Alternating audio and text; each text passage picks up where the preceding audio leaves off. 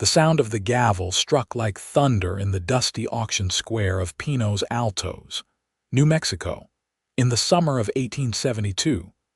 As Grace Zimmerman stood trembling on the wooden platform, her wedding ring catching the harsh sunlight, the last remnant of a life that had crumbled beneath her feet just days before. The crowd that had gathered for the auction was unusually large for the small mining town.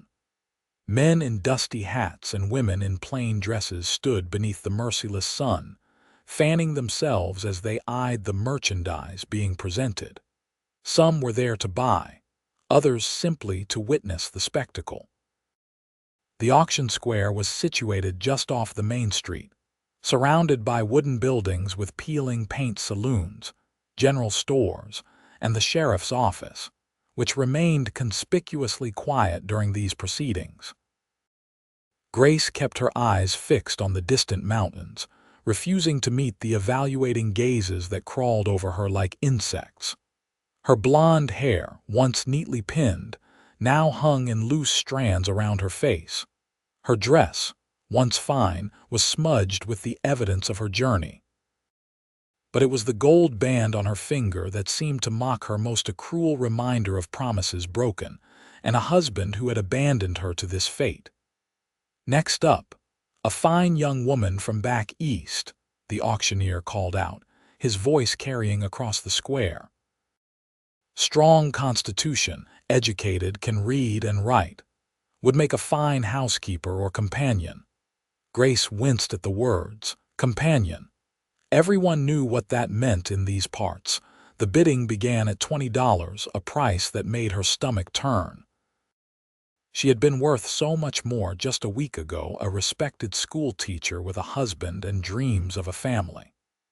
Now she was being sold to pay off her husband's gambling debts, debts she hadn't even known existed until the creditors came knocking at their door in the dead of night.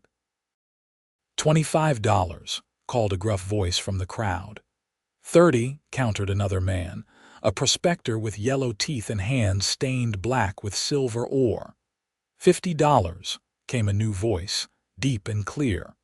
A murmur swept through the crowd as people turned to look at the newcomer. Standing at the back, tall and imposing, was a man Grace had never seen before. His face was partially shadowed by his wide-brimmed hat, but she could see the strong line of his jaw, covered in a neatly trimmed beard. Unlike many of the miners and townspeople, his clothes, though dusty from travel, were of good quality: a black vest over a white shirt, dark pants tucked into well-worn boots.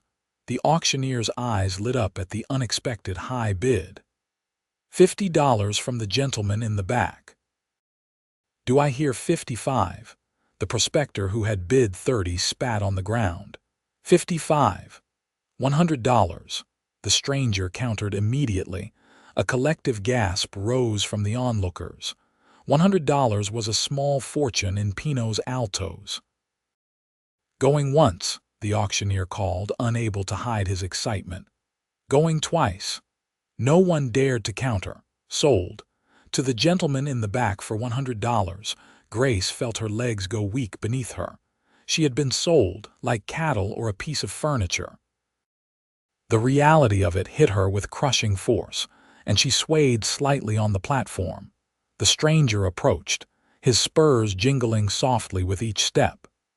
As he neared, she could see his eyes clearly for the first time, a startling blue against his sun-darkened skin. He nodded to the auctioneer and handed over a small pouch that clinked with the sound of coins. Papers all in order, the auctioneer said, passing a document to the stranger. She's all yours, mister. The stranger tucked the paper into his vest pocket without looking at it. Instead, he gazed up at Grace, his expression unreadable. Come down from there, madam, he said quietly. With as much dignity as she could muster, Grace descended the steps of the auction platform. Her legs felt numb and she stumbled slightly on the last step. A strong hand caught her elbow, steadying her. Thank you, she murmured automatically, the politeness ingrained from her Eastern upbringing surfacing even now. "Name's Wyatt Jackson," the man said, releasing her arm once she had found her footing. "And you are?" "Grace Zimmerman," she replied, surprised by the courtesy of the question. Most buyers didn't care about names. "Mrs. Zimmerman, by the looks of it," Wyatt observed, his gaze dropping to the gold band on her finger. Grace instinctively covered the ring with her other hand. "Yes," she admitted, a flush of shame coloring her cheeks, "though I imagine that doesn't matter much anymore." Wyatt studied her for a moment, his expression thoughtful. "It matters if you want it to matter," he said finally. "Come on, my horse is this way." He turned and began walking toward the edge of the square, clearly expecting her to follow. Grace hesitated, suddenly afraid. What had she been sold into? What did this man want with her? As if sensing her thoughts, Wyatt paused and looked back. "I'm not going to hurt you, Mrs. Zimmerman." "You have my word on that." There was something in his voice, a steady certainty that made her believe him, at least enough to follow him across the square. The townsfolk watched their passage with curious eyes, whispering behind their hands. Grace kept her gaze fixed on Wyatt's broad back, refusing to acknowledge their stares. At the hitching post stood a magnificent Palomino horse, its coat gleaming like gold in the afternoon sun. Beside it was a sturdy mule laden with packs. "This is Sundown," Wyatt said, patting the horse's neck. "Best horse I've ever had." Grace nodded, uncertain how to respond to this unexpected introduction. Wyatt untied a canteen from his saddle and offered it to her. "Drink. It's hot today." Grace accepted the canteen gratefully, suddenly aware of how parched she was. The water was cool and sweet against her dry throat. "Thank you," she said, handing it back. "Can you ride?" Wyatt asked, adjusting one of the packs on the mule. "Yes," Grace replied. "Though it's been some time." Wyatt nodded. "Good. We've got a ways to go before nightfall." "Where are we going?" Grace asked, unable to keep the apprehension from her voice. Wyatt paused in his preparations. "My ranch is about half a day's ride from here. We'll stop for the night at Walker's Creek, then continue on in the morning." "Your ranch," Grace repeated. She had expected to be taken to a saloon or a miner's shack, not a ranch. "It's nothing fancy," Wyatt said, misinterpreting her surprise. "But it's comfortable enough."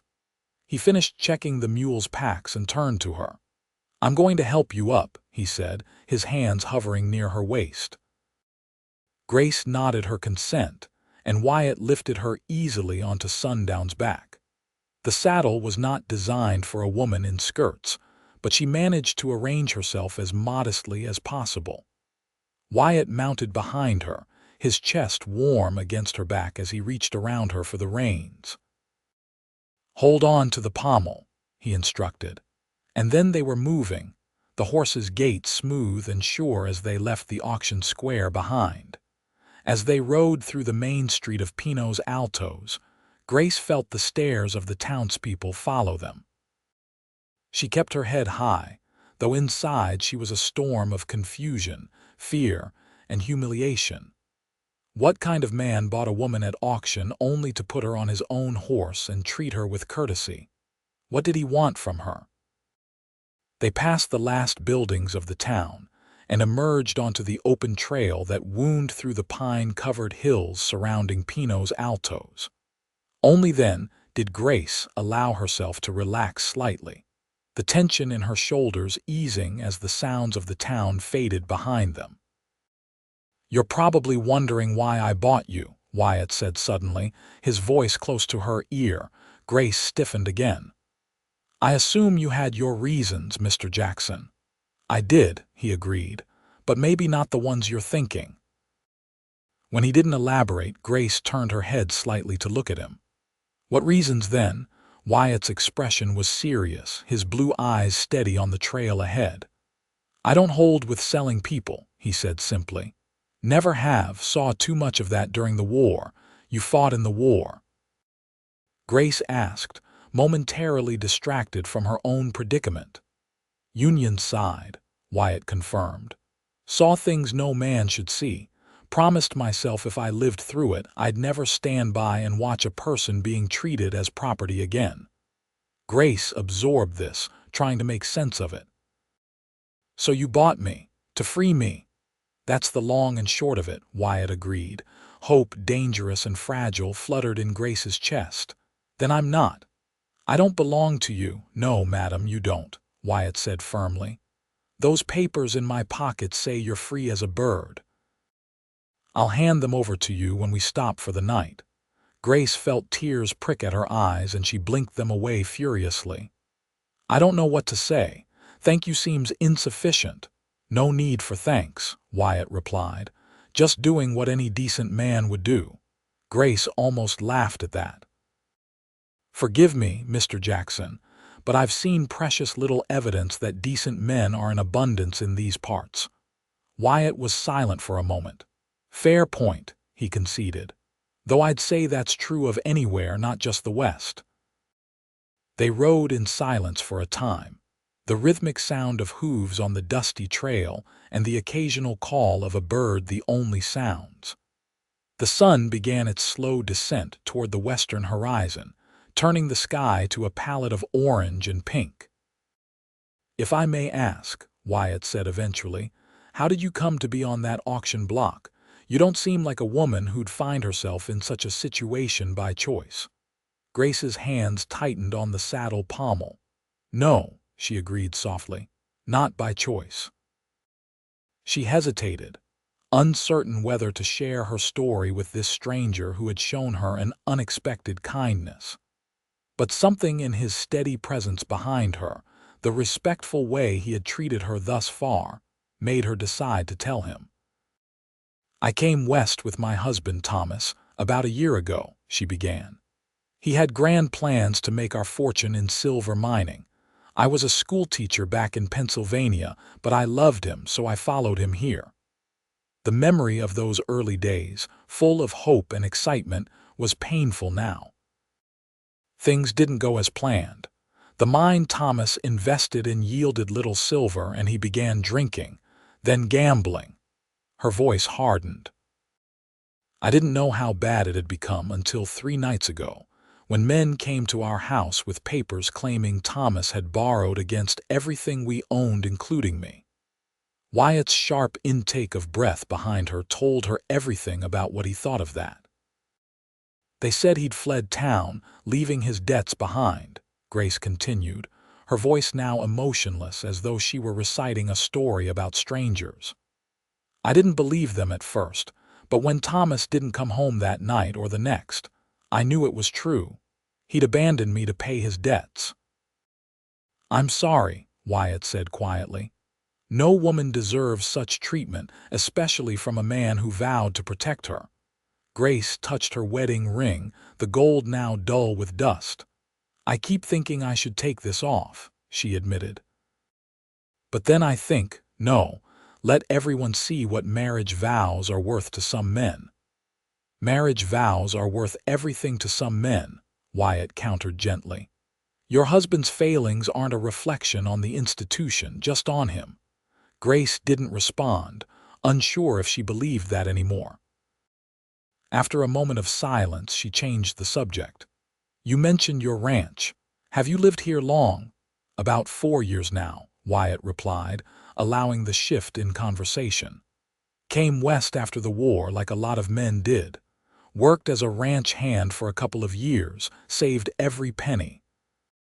Then bought my own place when old man Cartwright decided to move back east. And you live there alone? Grace asked, then immediately flushed at the presumptuous nature of the question.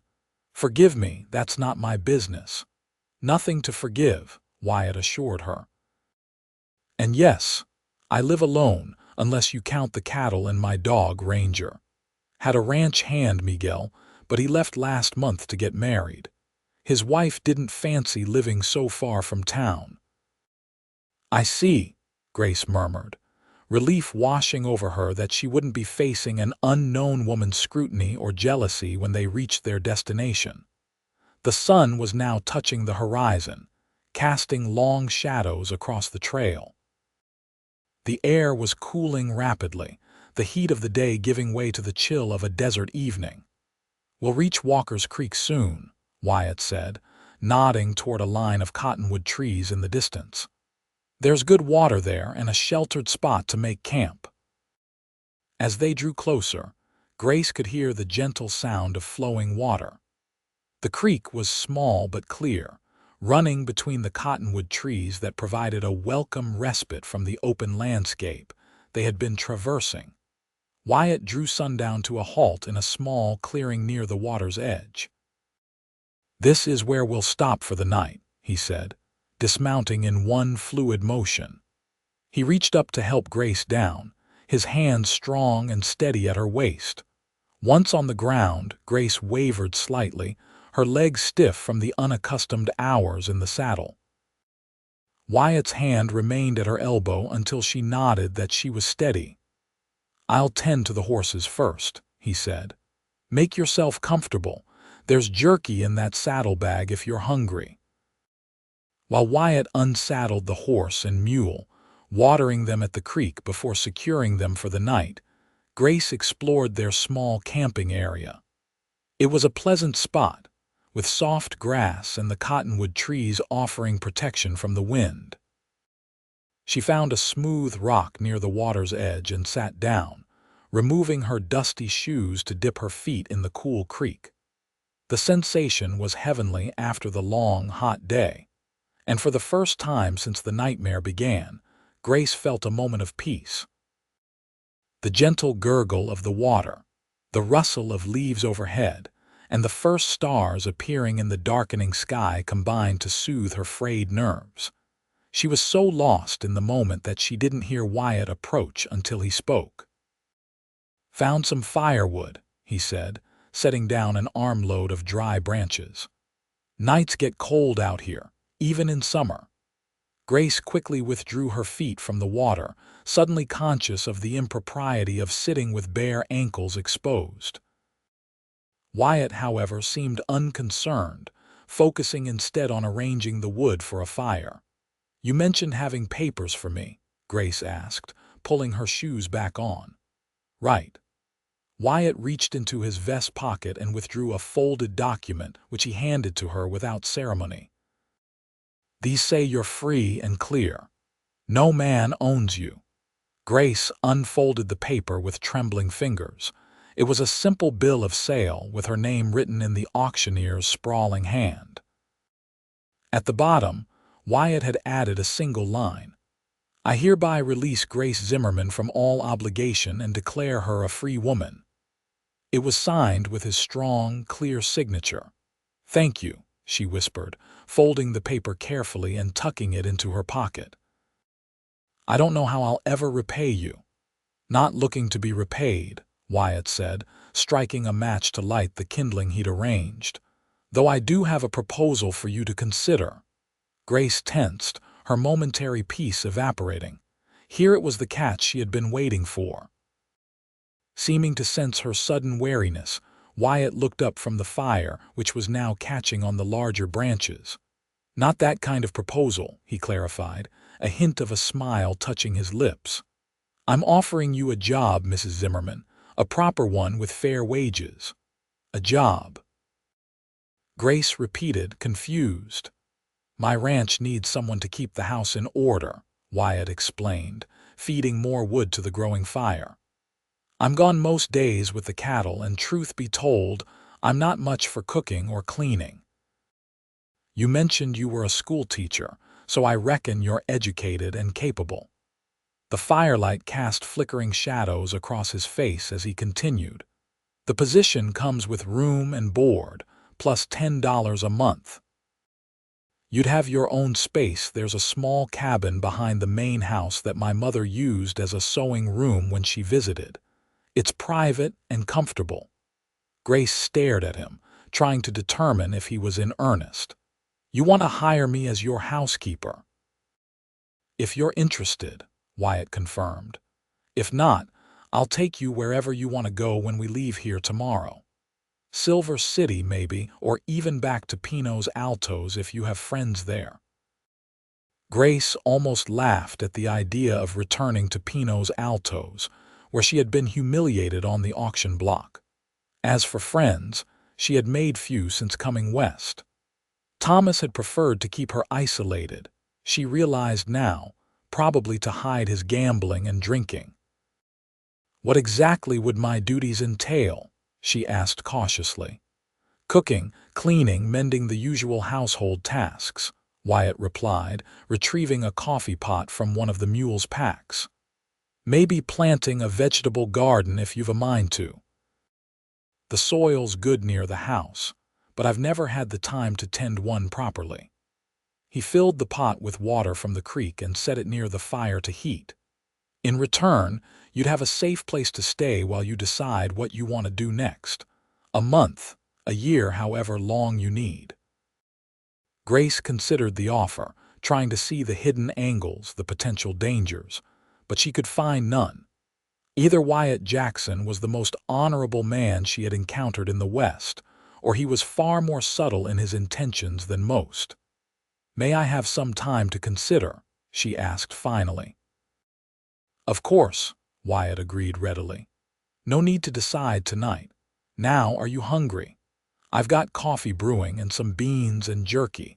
Not exactly a feast, but it'll keep body and soul together." As they ate their simple meal by the fire, Grace found herself studying Wyatt Jackson more closely. He was not what she would call handsome in the conventional sense, but his features were strong and pleasant. She guessed him to be in his early 30s, perhaps 5 or 6 years older than her own 26 years. The war had left its mark on him. There was a scar along his jawline that disappeared into his beard, and a certain watchfulness in his eyes that spoke of a man who had seen too much. Yet there was also a gentleness about him, evident in the way he moved, the care he took with his horse, the respectful way he addressed her. It had been a long time since a man had treated her with such consideration. Thomas, for all his initial charm, had quickly come to treat her as a possession once they were married. "How many cattle do you have on your ranch?" Grace asked, breaking the companionable silence that had fallen between them. "About 200 head, Wyatt replied, taking a sip of his coffee. "Not the biggest spread around, but it's growing. Got plans to expand next year if the market holds." "It sounds like a lot of work for one man," Grace observed. "It is," Wyatt admitted. "That's why I need to find another ranch hand to replace Miguel. Been asking around, but good help is hard to come by these days." "I imagine so," Grace murmured, thinking of the rough men she had seen in Pinos Altos, miners and drifters, many with a desperate look in their eyes. Not the type a careful rancher would want working his land. The fire crackled between them, sending sparks up into the night sky. In the distance, an owl hooted, the sound echoing across the quiet landscape. "I've been meaning to ask," Wyatt said after a while. "What will you do about your husband?" "If he's still alive, you're still legally bound to him, papers from the auction notwithstanding." Grace's hand went to her wedding ring again, a habit she was growing to despise.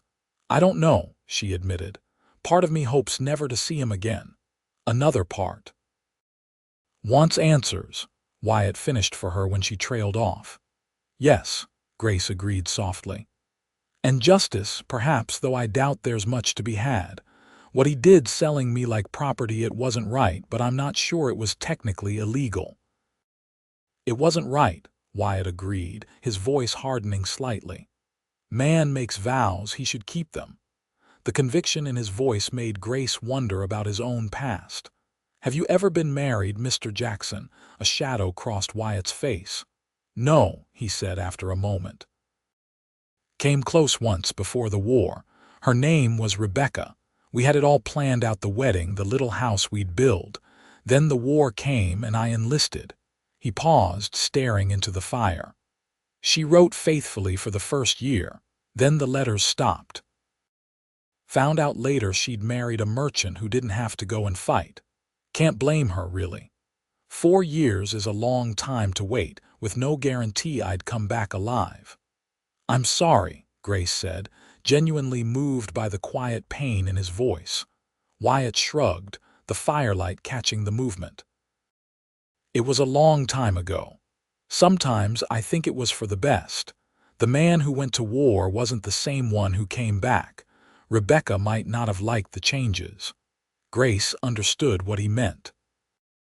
War changed people. She had seen it in the veterans who passed through Pinos Altos, their eyes haunted by memories they couldn't share. Thomas hadn't thought he had paid for a substitute, something he had never seemed ashamed of, though it had bothered Grace more than she had admitted. "What about you?" Wyatt asked, turning the conversation back to her. "Any children waiting back home?" Grace shook her head, a familiar ache settling in her chest. "No," she said softly.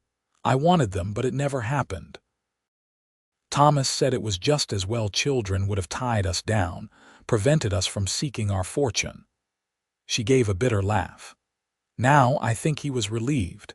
Children would have been one more responsibility he wasn't prepared to shoulder. "His loss," Wyatt said simply, and there was such sincerity in his voice that Grace felt tears threaten again. The fire was burning low now, the night having settled fully around them.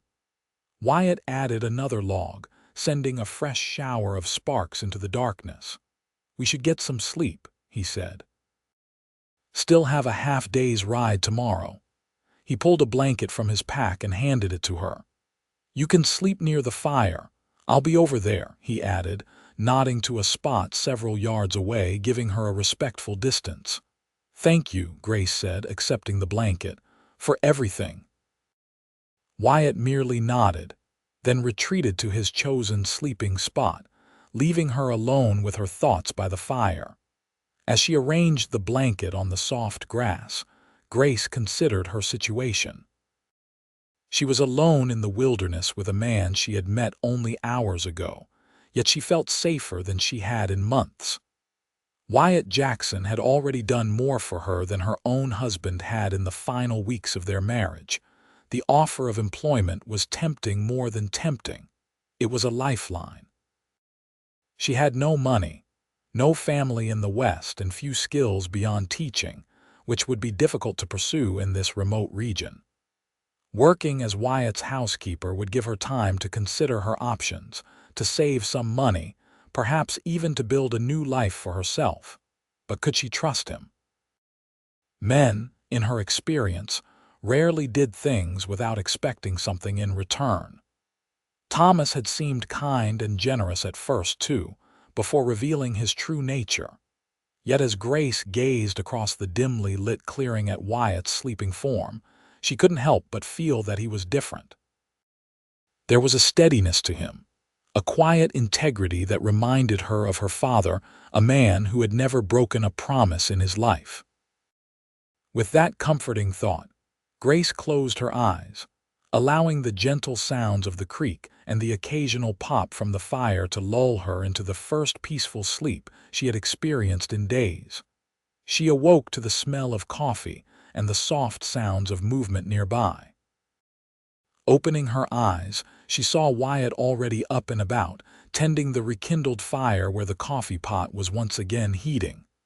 "Morning," he said when he noticed she was awake. "Hope you slept well." Grace sat up, pushing her tangled hair away from her face. "I did, thank you," she replied, surprised to find it was true.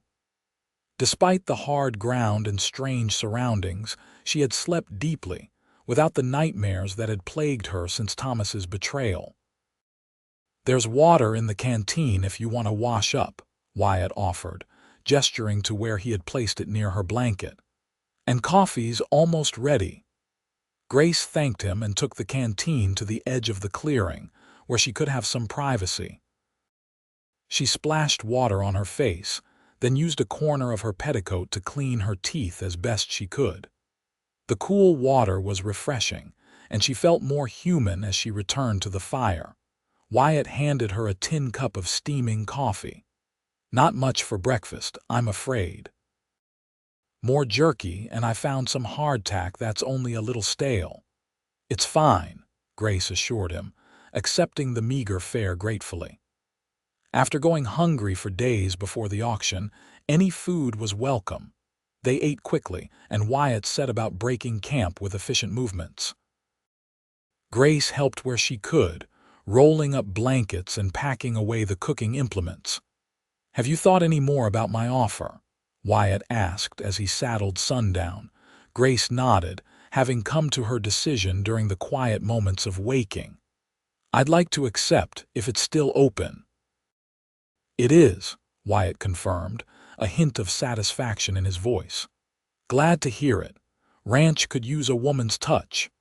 Within the hour they were back on the trail, Grace once again seated in front of Wyatt on Sundown's broad back. The day was clear and bright, the landscape opening up around them as they left the sheltered creek behind and rode into more open country. "Your ranch, does it have a name?"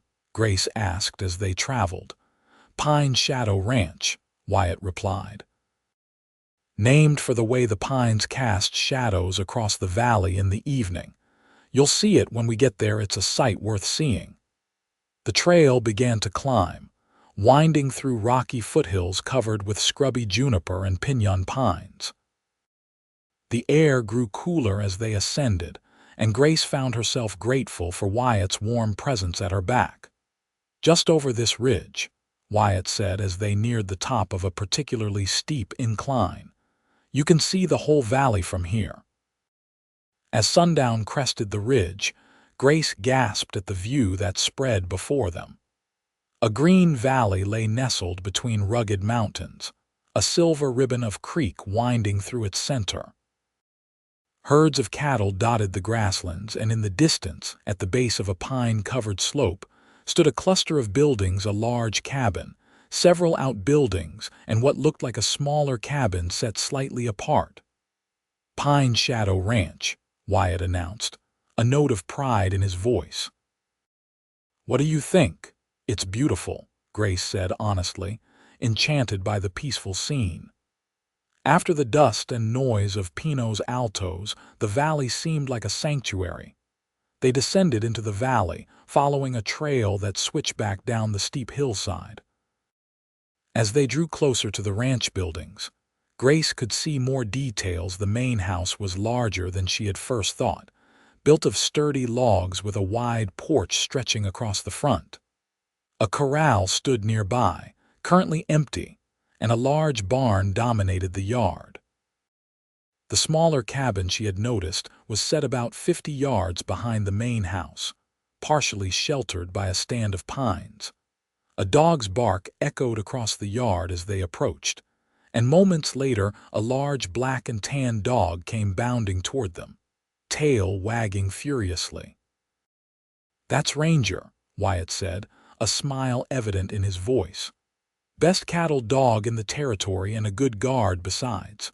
Ranger circled Sundown excitedly, barking his welcome. When Wyatt brought the horse to a halt in front of the main house and dismounted, the dog immediately jumped up to greet him, nearly knocking him over in his enthusiasm. "Down, boy," Wyatt commanded, though his tone was affectionate as he ruffled the dog's ears. "We've got company." "Mind your manners." He helped Grace down from the saddle, steadying her as her feet touched the ground. Ranger approached her cautiously, sniffing at her skirts. "He won't bite," Wyatt assured her. "Just curious about newcomers." Grace extended her hand, allowing the dog to sniff it. After a moment's consideration, Ranger gave her fingers a gentle lick, apparently deciding she was acceptable. "He likes you," Wyatt observed. "That's a good sign. Ranger's a fine judge of character." "I'm flattered," Grace replied, a small smile touching her lips as she patted the dog's head. Wyatt led the way up the steps to the main house, pushing open the heavy wooden door. "It's not much," he warned as he gestured for her to enter.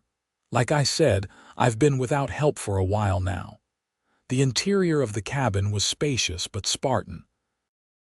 A large main room served as both living area and kitchen, with a stone fireplace dominating one wall. A rough-hewn table with 4 chairs stood in the center, and a few pieces of simple furniture, a bookshelf, a desk, and an armchair were arranged near the fireplace. Doorways led off to what Grace assumed were bedrooms. The house was relatively clean but clearly in need of a woman's attention. Dust had collected on surfaces, dishes were stacked haphazardly on a sideboard, and the floor could use a good sweeping. "This is the main house," Wyatt explained, setting down his hat on a peg by the door. "My room's through there," he added, nodding to one of the doorways. "The other room I use for storage mostly, though it could be made into a proper guest room if needed." He crossed to a window and pointed out back. "Your cabin is just through those trees. Like I said, my mother used it as a sewing room when she visited, but it has a bed and a small stove. It's snug enough." "It sounds perfect," Grace said, meaning it. The thought of having her own space, separate from the main house, eased any remaining concerns she might have had about the arrangement. "I'll show you to it after we've had something to eat," Wyatt offered. "You must be hungry after the ride." While Wyatt stabled the horse and mule, Grace took the opportunity to explore the main house more thoroughly. The kitchen area was basic but well equipped, with a good cook stove, plenty of cast iron cookware, and a pantry that was surprisingly well stocked with flour, sugar, coffee, and other staples. The storage room Wyatt had mentioned was indeed cluttered with trunks, tools, and supplies, but she could see its potential as a proper room. The main bedroom, which she glimpsed through the partially open door, was neat but austere, a large bed with a simple quilt, a chest of drawers, and a small table by the window the only furnishings. By the time Wyatt returned from the stables, Grace had swept the main room and was heating water for tea on the stove. "You don't need to start work right away," Wyatt said, looking surprised at her initiative. "I don't mind," Grace replied. "It gives me something to do." In truth, keeping busy helped keep her thoughts from straying to Thomas and the humiliation of the auction block. Wyatt washed up at the basin by the door, then joined her in the kitchen area. "I usually eat simple meals," he told her, "but there's plenty of food. The vegetable bin might need checking, though I haven't been to town for supplies in a couple of weeks." Together, they assembled a meal of beans, bacon, and biscuits that Wyatt had stored in a tin. It was simple fare, but filling, and Grace found her appetite returning after days of barely eating. As they ate at the table, Wyatt outlined her duties more specifically. "The house needs a good cleaning, of course. Laundry once a week. There's a wash house out back with a good boiler. Meals are the main thing: breakfast before I head out, something I can take with me for midday, and dinner in the evening." He paused, seeming to consider his next words carefully. "I want you to know that I meant what I said about this being a proper job. You'll have your privacy and my respect. If at any point you wish to leave, you're free to do so. I'll pay you your wages and help you get wherever you want to go." Grace nodded, touched by his consideration. "I understand and I appreciate it. I'll work hard, Mr. Jackson. You won't regret hiring me." "Wyatt," he corrected gently. "If we're going to be living and working on the same property, we might as well use first names." "Wyatt," Grace repeated, the name feeling strange on her lips after the formality of Mr. Jackson. After they had finished eating, Wyatt showed her to the smaller cabin that would be her home. It was a short walk from the main house, a well-worn path leading through a stand of pines that provided privacy while keeping the distance manageable. The cabin itself was charming, a single room with a small porch facing the main house. Inside was a narrow bed with a clean mattress, a table with 2 chairs, a small cook stove, and a chest of drawers. A braided rug covered part of the plank floor, and curtains that had seen better days hung at the 2 windows. "My mother made those," Wyatt said, noticing Grace's gaze on the curtains. "She was handy with a needle. The cabin was her refuge when she visited, said my father, and I were too noisy for her to get any sewing done in the main house." There was fondness in his voice as he spoke of his mother, and Grace wondered about his parents. "Are they still living?" she asked. Wyatt shook his head. "No, father passed during the war, not fighting, but from fever. Mother held on a few more years, but her heart was never strong. She died winter before last." "I'm sorry," Grace said softly. "It's the way of things," Wyatt replied, though she could see the loss still pained him. "She'd be pleased to know her cabin's being used. Never did like things going to waste." He crossed to the chest of drawers and opened the top one. "There are some of her things still here, linens mostly, and a few dresses she kept for working around the ranch. You're welcome to use anything that fits. No sense in them sitting here gathering dust." Grace approached the drawer and gently touched the neatly folded clothes. "That's very kind of you. I didn't bring much with me." "I figured as much," Wyatt said. "There's a market day in Silver City on the first Saturday of each month. We can ride in then and get you whatever else you need." He moved to the door. "I'll leave you to get settled. There's clean water in the bucket by the stove, and extra blankets in the chest at the foot of the bed. Come up to the main house when you're ready, and we can talk more about the work." After Wyatt left, Grace sat on the edge of the bed, suddenly overwhelmed by the events of the past few days. From the auction block to this peaceful cabin, her life had taken yet another unexpected turn. But for the first time since Thomas had abandoned her, she felt a glimmer of hope. She opened the drawer again and examined the dresses Wyatt's mother had left behind. They were simple but well made, in practical colors suited for ranch life. Mrs. Jackson had been a bit shorter than Grace, but the dresses could be let down if needed. With careful fingers, Grace removed her own dusty dress, the one she had been wearing since her arrest by Thomas's creditors. It was beyond saving, she decided, examining the tears and stains. One of Mrs. Jackson's dresses, a faded blue calico, seemed the most practical choice for her new duties. The dress fit reasonably well, a bit short at the ankle but otherwise comfortable. Grace found a comb in another drawer and did her best to tame her tangled hair, pinning it up neatly at the back of her head. As she prepared to return to the main house, her hand went to her wedding ring.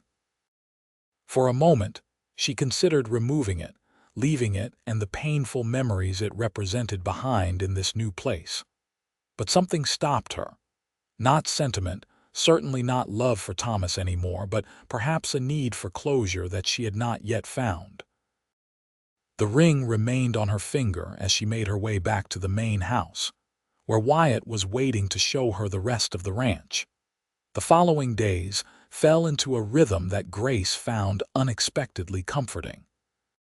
She rose early each morning, lighting the stove in her cabin to ward off the pre-dawn chill before making her way to the main house to prepare breakfast. Wyatt was always up before her, having already tended to the horses and checked on the cattle nearest the ranch buildings. They would eat together at the large table, discussing the day ahead. Then Wyatt would ride out to check on the more distant herds, sometimes not returning until dusk. Grace spent her days cleaning, cooking, and slowly transforming the main house from a bachelor's functional space into a proper home. She found satisfaction in the work and the gleaming surfaces that resulted from her efforts, in the organization she brought to the previously haphazard storage areas, in the meals that Wyatt praised with genuine appreciation. It was honest work, and for the first time in months she felt useful and valued. The smaller cabin became her sanctuary, a place where she could retreat at the end of the day to read one of the books from Wyatt's surprisingly extensive library, or simply to sit on the porch and watch the sunset paint the valley in shades of gold and pink. As the days passed, Grace found herself growing comfortable in Wyatt's presence. He was a man of few words, but what he did say was thoughtful and often unexpectedly kind. He never pried into her past beyond what she volunteered, and he shared his own stories sparingly but honestly. She learned about his time in the war, serving with a cavalry unit that had seen action at Shiloh and Gettysburg. He spoke of the comrades he had lost and the horrors he had witnessed, not with drama or self-pity, but with a quiet acknowledgement of the way those experiences had shaped him. In turn, Grace told him about her life before Thomas, about growing up in a small Pennsylvania town, about her years teaching in a one-room schoolhouse, about the dreams she had harbored of creating a school of her own someday. "You could still do that," Wyatt observed one evening as they sat on the porch of the main house, watching the stars emerge in the darkening sky. "There's no proper school in this valley. The ranchers' children have to go all the way to Silver City for schooling, and most can't spare them for that long." The idea took root in Grace's mind, growing stronger in the days that followed. A school here in the valley, it was a dream worth considering. But not yet, she decided. She needed time to heal, to rebuild her confidence, to put the shadow of Thomas and his betrayal firmly in the past. A month after her arrival at Pine Shadow Ranch, Grace accompanied Wyatt to Silver City for the monthly market day. The town was larger than Pinos Altos, with proper streets laid out in a grid pattern and substantial buildings of brick and stone, instead of the ramshackle wooden structures she was accustomed to. The market itself was a bustling affair, with vendors selling everything from fresh vegetables to handcrafted furniture. Grace, with her first month's wages in her pocket, purchased fabric for new dresses, a pair of sturdy boots better suited to ranch life than her worn city shoes, and various household items for both the main house and her cabin. Wyatt, true to his word, kept a respectful distance as she made her selections, offering his opinion only when asked and carrying her packages without complaint. It was in the mercantile, while Grace was examining bolts of fabric, that the incident occurred. "Grace Zimmerman, is that you?" The voice, familiar and unwelcome, cut through the pleasant hum of the busy store. Grace turned slowly, her heart pounding, to face Thomas Zimmerman's business partner, Edgar Lowell. "Mr. Lowell," she acknowledged stiffly, her fingers clutching the bolt of blue calico she had been considering. Edgar Lowell was a small man with ferret-like features and calculating eyes. He had never made any secret of his admiration for Grace, often paying her compliments that bordered on inappropriate when Thomas wasn't present.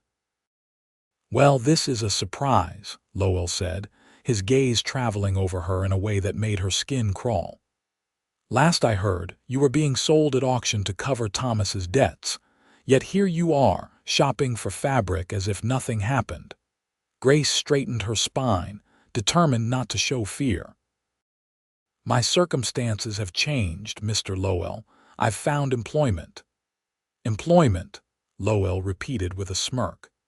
"Is that what they're calling it these days?" Before Grace could respond, Wyatt appeared at her side, his tall frame casting a shadow over the smaller man. "Is there a problem here, Grace?" he asked, his voice calm but with an undercurrent of steel. Lowell's eyes darted between them, a calculating look crossing his face. "No problem at all, just renewing an acquaintance. Edgar Lowell," he added, extending his hand to Wyatt. "I was in business with Grace's husband, Wyatt Jackson," Wyatt replied, briefly clasping Lowell's hand. "Grace works for me now, keeping house at my ranch." "Does she indeed?" Lowell's tone was suggestive. "Well, Thomas will be interested to hear that. He's been asking after her, you know." Grace felt her blood run cold. "Thomas is here." "In Silver City. Arrived just last week," Lowell confirmed, seeming to enjoy her discomfort. He's got a new scheme brewing, a sure thing this time, he says. Been wondering what became of his wife. Wyatt's hand came to rest lightly on Grace's shoulder, a gesture of support that gave her strength. Mrs. Zimmerman's whereabouts are her own business, he said firmly. If her husband was truly concerned, he wouldn't have left her to be sold to cover his debts. Lowell's expression soured. That's between man and wife, I'd say, not for outsiders to judge. When a man breaks his vows so completely, he forfeits the right to call himself a husband, Wyatt countered, his voice still even but with a dangerous edge. Grace, sensing the tension rising between the men, placed her hand on Wyatt's arm. We should finish our shopping, she said quietly. We need to be back before dark. Wyatt nodded, though his gaze remained fixed on Lowell. You're right. Mr. Lowell, good day to you.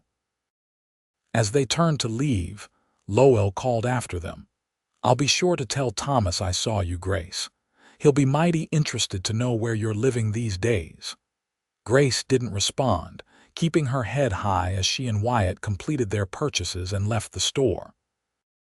Only when they were outside, in the relative privacy of the busy street, did she allow her composure to crack. He'll tell Thomas, she whispered, her hands trembling as she clutched her packages. He'll know where I am. Would that be so bad? Wyatt asked, his brow furrowed with concern. Maybe it's time you faced him, told him what you think of his actions. Grace shook her head, panic rising in her throat. You don't understand. Thomas is unpredictable when things don't go his way, and he'll see me as his property, something taken from him. You're not property, Wyatt said firmly. You're a free woman with the papers to prove it, and even if he comes to the ranch, you don't have to see him. I'll make sure of that. His quiet certainty calmed her somewhat, and she managed a shaky smile. Thank you. I'm sorry to bring my troubles to your door. Your troubles became my concern the moment I bid on you at that auction, Wyatt replied simply. Now, let's get these packages loaded and head home. I don't like the look of those clouds building in the west. The ride back to Pine Shadow Ranch was tense, with Grace constantly looking over her shoulder as if expecting to see Thomas following them. The brewing storm matched her mood, dark clouds gathering on the horizon, promising a violent release of nature's fury. They reached the ranch just as the first heavy drops began to fall, a peal of thunder echoing across the valley as they hurried to unload their purchases and stable the horses. Go on to your cabin, Wyatt urged as the rain began to fall in earnest. I'll take care of the horses and bring your packages over once they're settled. Grace nodded and dashed through the downpour to her cabin, arriving breathless and damp on the small porch. Inside, she quickly lit the lamps and stove, creating a warm haven against the storm that now raged outside. She had just changed into dry clothes when a knock came at the door. Wyatt stood there, rain dripping from his hat and coat, her packages bundled under his arms. Come in, Grace said, stepping back to allow him entry. You're soaked through. It's coming down in buckets out there, Wyatt agreed, setting the packages on the table. He removed his dripping hat but remained standing near the door, clearly aware of the propriety of being in her private space. Grace fetched a towel from the chest of drawers. Here, she said, handing it to him. At least dry your face and hands. Would you like some coffee? The water's hot. Wyatt accepted the towel with a grateful nod. Coffee would be welcome, thank you. As Grace prepared the coffee, Wyatt moved to stand by the stove, the heat drawing steam from his damp clothing. Outside, lightning flashed, followed almost immediately by a crack of thunder that shook the small cabin. Storm's right on top of us, Wyatt observed, accepting the cup of coffee Grace handed him. Might be best if I waited out a bit before heading back to the main house. Of course, Grace agreed, pouring a cup for herself. Please sit down. They settled at the small table, the storm raging around them, creating an intimate atmosphere in the lamp-lit cabin. For a while, they sipped their coffee in companionable silence, the rain drumming on the roof and the occasional rumble of thunder the only sounds. "About what happened in town," Wyatt said finally, setting his cup down. "Are you truly afraid of Thomas?" Grace considered the question, her fingers tracing the rim of her cup. "Not afraid for my safety exactly," she said slowly. "More afraid of being pulled back into his world. Thomas has a way about him, a charm, a persuasiveness. He can make the most outlandish schemes sound reasonable, the most selfish actions seem justified." She looked up, meeting Wyatt's steady gaze. "For years, I allowed him to make decisions for us, to lead us into situations that part of me knew were unwise. Coming west was one of them. I knew in my heart that Thomas wasn't cut out for the hard work of mining, that his dreams of quick riches were just that, dreams. But I followed him anyway because that's what a wife does." "Not all husbands expect blind obedience," Wyatt observed quietly. "No," Grace agreed, "but Thomas did. And I gave it to him until he sold me to pay his debts. That was the one line I couldn't cross, even for him." Wyatt was silent for a moment, his expression thoughtful. "What would you do if he came here?" he asked finally. "If he demanded you return to him?" The question hung in the air between them, weighted with implications Grace wasn't sure she was ready to face. "I don't know," she admitted. "Legally, he's still my husband. But in every way that matters, our marriage ended the moment he put me up as collateral for his debts." "The law isn't always just," Wyatt said, a hint of bitterness in his voice. "But it is the law. If he comes with the sheriff claiming you as his wife—" "Then I'll tell the sheriff exactly what Thomas did," Grace said, a spark of defiance igniting within her. "I'll show him the papers from the auction and your statement freeing me, and if that's not enough—" She faltered, the momentary courage fading. "If that's not enough, we'll find another way," Wyatt finished for her, his voice firm. "I won't let you be taken against your will, Grace. Not by Thomas, not by anyone."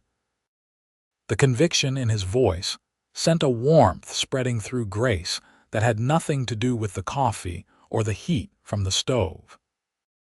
For the first time, she allowed herself to acknowledge the feelings that had been growing within her over the past month, feelings for this quiet, honorable man who had saved her in more ways than one. "Thank you," she said softly, unable to express the full depth of her gratitude and the other emotions swirling within her. Wyatt seemed about to say more when another flash of lightning illuminated the cabin, followed by a crash of thunder so loud that Grace jumped. The storm was passing directly overhead now, the rain a constant roar on the cabin roof. "I should probably head back to the main house before it gets worse," Wyatt said, though he made no move to leave. "Though it's hard to imagine how it could get much worse than this." As if in answer to his words, the rain suddenly intensified, beating against the windows with such force that Grace feared the glass might break. A gust of wind howled around the cabin, finding every crack and crevice to whistle through. "You can't go out in that," Grace said decisively. "You'll be soaked through before you reach the main house. Stay until the worst passes." Wyatt hesitated, clearly torn between practicality and propriety. "Are you sure? I don't want to compromise your reputation." Grace almost smiled at his concern. "My reputation is already in tatters, I'm afraid. A woman sold at auction doesn't have much standing to lose." "You have standing with me," Wyatt said quietly, "and with anyone else whose opinion matters." The simple statement touched Grace deeply. "Thank you for that," she said, her voice barely audible above the storm. "But truly, I'm not concerned about appearances. Stay until the rain eases." Wyatt nodded his agreement, and Grace poured them both more coffee. The storm continued to rage outside, keeping them confined to the small cabin as evening deepened into night. They talked of many things as they waited, of books they had read, of places they had seen, of dreams they still harbored. Grace found herself speaking more freely than she had in years, unburdening herself of thoughts and feelings she had kept locked away during her marriage to Thomas. Wyatt listened with genuine interest, offering his own perspectives without judgment or criticism. It was a kind of conversation Grace had almost forgotten could exist between a man and a woman, equal, respectful, enriching. As midnight approached, the storm finally began to abate, the thunder moving off into the distance and the rain softening to a gentle patter. Wyatt rose from his chair, stretching slightly after the hours of sitting. "I should go," he said, reaching for his hat, which had dried somewhat during their conversation. "Thank you for the coffee and the company." "Thank you for staying," Grace replied, rising as well. "It was nice not to be alone during the storm." They stood facing each other in the small space, an unspoken current passing between them. For a brief, breathless moment, Grace thought Wyatt might step closer, might even kiss her, but he merely placed his hat on his head and moved to the door. "Good night, Grace," he said softly. "Sleep well." "Good night, Wyatt," she replied, watching as he stepped out into the damp night, the door closing quietly behind him. Grace moved to the window, watching his tall figure make its way through the dripping trees toward the main house. Only when the light appeared in his window did she turn away, a mixture of relief and disappointment stirring within her. She was falling in love with Wyatt Jackson. The realization came with perfect clarity as she prepared for bed, extinguishing the lamps and banking the fire in the stove. It wasn't a sudden, overwhelming passion like what she had felt for Thomas in the beginning, but something deeper, steadier, a recognition of kindred spirits, a profound appreciation for his character and gentle strength. But she was still married to another man, still bound by vows she had made before God and witnesses. Until that situation was resolved one way or another, she would not act on her feelings for Wyatt. With that resolution firm in her mind, Grace climbed into bed, listening to the soft patter of rain on the roof as she drifted into sleep. The following week passed without incident, the routine of ranch life reasserting itself after the disruption of the trip to Silver City. Grace threw herself into her work with renewed vigor, partly to keep her mind occupied and partly out of a desire to be truly useful to Wyatt. She began a vegetable garden behind the main house, turning the soil and planting seeds she had purchased in town. Wyatt helped her build a fence to keep out rabbits and deer, working alongside her in the cool morning hours before heading out to tend the cattle.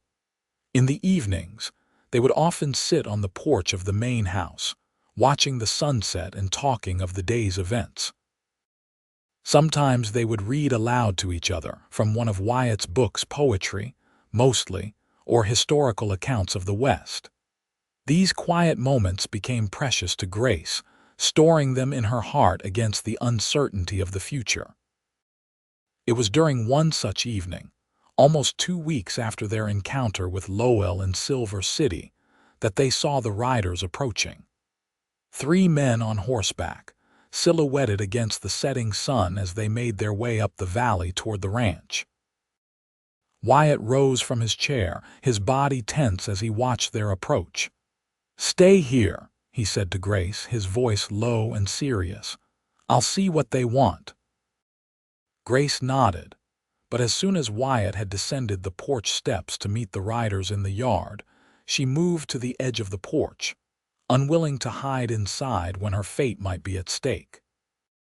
The riders drew closer, and with a sickening lurch in her stomach, Grace recognized the man in the lead, Thomas Zimmerman, as handsome and well-dressed as ever, looking for all the world like a successful businessman rather than a man who had abandoned his wife to slavery. Beside him rode Edgar Lowell, a smug expression on his ferret-like face. The third man was a stranger to Grace, older and more weathered than the other two, with a star pinned to his vest, the sheriff of Silver City, she guessed. Wyatt stood waiting in the yard, his stance relaxed but alert, one hand resting near the holster at his hip. Ranger had appeared from somewhere and now stood at his master's side, a low growl rumbling in his throat. "Evening, gentlemen," Wyatt called as the riders came to a halt a few yards away. "What brings you to Pine Shadow Ranch?" Thomas's gaze swept past Wyatt, finding Grace on the porch. A smile that didn't reach his eyes spread across his handsome face. "Why, I've come for my wife, of course," he replied loudly. "It seems she's been misplaced." Wyatt's expression didn't change, though Grace could see the tension in his shoulders. "No one's been misplaced here," he said evenly. "Mrs. Zimmerman is employed at this ranch of her own free will." Thomas dismounted, handing his reins to Lowell with a casual flick of his wrist. "Is that what she told you?" he asked, his tone conversational but with an edge beneath it. "My wife has always had a vivid imagination. The truth is, she ran away after a little disagreement. I've been searching for her for weeks." "That's not true," Grace said, unable to remain silent any longer. She descended the porch steps to stand beside Wyatt, drawing strength from his solid presence. "You abandoned me, Thomas. You left me to be sold to cover your gambling debts." Thomas had the audacity to look wounded. "Is that what they told you? Oh, my dear, there's been a terrible misunderstanding. I never abandoned you. I was away on business, trying to secure funds to pay our debts. When I returned and found you gone, I was frantic." The lies flowed so smoothly from his lips that for a moment, Grace almost doubted her own memory. This was Thomas's greatest skill, the ability to rewrite reality to suit his purposes, to make black seem white and wrong seem right. "There was no misunderstanding," she said firmly. "You signed papers putting me up as collateral for your debts. When you couldn't pay, they took me. I was sold at auction, Thomas, like a piece of property." The third rider, the man with the sheriff's star, spoke for the first time. "That true, Zimmerman? You signed papers using your wife as collateral?" Thomas's smile faltered slightly. "There may have been some documents I signed during a difficult financial period, but I never intended for Grace to be sold. That was a gross misinterpretation of the terms." "Intent doesn't matter," Wyatt said, his voice hard. "What matters is what happened. Mrs. Zimmerman was put up for auction. I was there. I bought her freedom." He reached into his vest pocket and withdrew the papers from the auction, handing them to the sheriff. "See for yourself. The sale was legal, as was my decision to free her. Mrs. Zimmerman is under no obligation to anyone, least of all the man who treated her so shamefully." The sheriff examined the papers, his weathered face grave. "These appear to be in order," he acknowledged, "but there's still the matter of marriage. In the eyes of the law, a wife belongs with her husband." "Unless the husband has forfeited his rights through abandonment or cruelty," Wyatt countered, "which I'd say selling your wife at auction qualifies as." Thomas took a step forward, his charm giving way to anger. "This is absurd. Grace is my wife. She took vows to obey me, to stay by my side until death. Whatever happened, those vows still stand." He turned his attention to Grace, his expression softening into the one he had always used when trying to persuade her to his way of thinking. "Come home, Grace. All is forgiven. I've secured new investments, better ones this time. We can start fresh, just the two of us." Grace felt a familiar pull, the desire to believe him, to trust that this time would be different. But then she remembered the auction block, the humiliation of being examined like livestock, the terror of not knowing what fate awaited her. And she remembered the past month at Pine Shadow Ranch, the peace she had found, the respect she had been shown, the quiet moments with Wyatt that had begun to heal her broken spirit. "No, Thomas," she said, her voice steady despite the pounding of her heart. "I'm not going anywhere with you. Our marriage ended the moment you put my life and freedom at risk for your debts." Thomas's face hardened, all pretense of affection vanishing. "You don't have a choice," he snarled. "Sheriff, I demand you enforce the law. This man has taken my wife against her will." The sheriff looked uncomfortable, caught between competing principles of law and justice. "Mrs. Zimmerman," he said finally, "do you wish to return to your husband?" "No," Grace replied without hesitation. "I do not." "She's confused," Thomas insisted. "She doesn't know what she's saying." "This man," he added, gesturing dismissively at Wyatt, "has obviously turned her against me." "Mrs. Zimmerman seems quite clear on what she wants," the sheriff observed. "And these papers do indicate she was legally sold and then freed. It's a complicated situation, Mr. Zimmerman." "It's not complicated at all," Thomas snapped. "She's my wife. The law is on my side." "The law also says a man can't sell another human being," Wyatt pointed out quietly. "Yet that's exactly what you did." Thomas's face flushed with anger. "I did no such thing." "It was a misunderstanding, a mistake made by overzealous creditors." "Creditors you chose to do business with," Grace interjected. "Creditors you signed papers with, putting me up as collateral. That was no mistake, Thomas. That was a deliberate choice." The sheriff cleared his throat. "I think this is a matter that needs to be settled by a judge, not here in a ranch yard. Mr. Zimmerman, I suggest you return to Silver City and consult with a lawyer." "Mrs. Zimmerman," he added, turning to Grace, "you have the right to remain here for now, but I would advise you to seek legal counsel as well." Thomas looked as though he wanted to argue further, but something in the sheriff's expression stopped him. "Fine," he said tightly, "but this isn't over, Grace. You're still my wife, and I will have you back." He turned on his heel and strode back to his horse, mounting in one fluid motion. "I'll be back," he called, his gaze moving from Grace to Wyatt, "with the law fully on my side." With that, he wheeled his horse around and galloped away, Lowell scrambling to follow. The sheriff lingered a moment longer, his expression troubled. "I meant what I said about consulting a lawyer, Mrs. Zimmerman," he advised. "Your husband has a legal claim on you, regardless of what happened with the auction. You do well to protect yourself." "Thank you, Sheriff," Grace replied. "I'll do that." The sheriff nodded, touched the brim of his hat, and followed after Thomas and Lowell at a more sedate pace.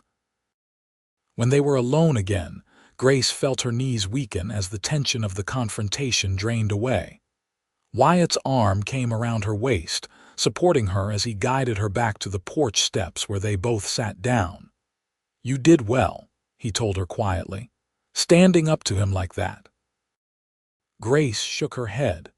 "He'll be back," she said, the certainty heavy in her chest. "Thomas doesn't give up when he wants something, and now it's a matter of pride for him. He won't let another man take what he considers his." Wyatt's expression darkened. "You're not a thing to be taken," he said, an edge to his voice she had rarely heard. "You're a person with the right to make your own choices." "The law may not see it that way," Grace reminded him. "As the sheriff said, in the eyes of the law, I still belong to Thomas." "Then we'll fight the law," Wyatt said simply. "Or find a way around it. I meant what I said, Grace. I won't let anyone take you against your will."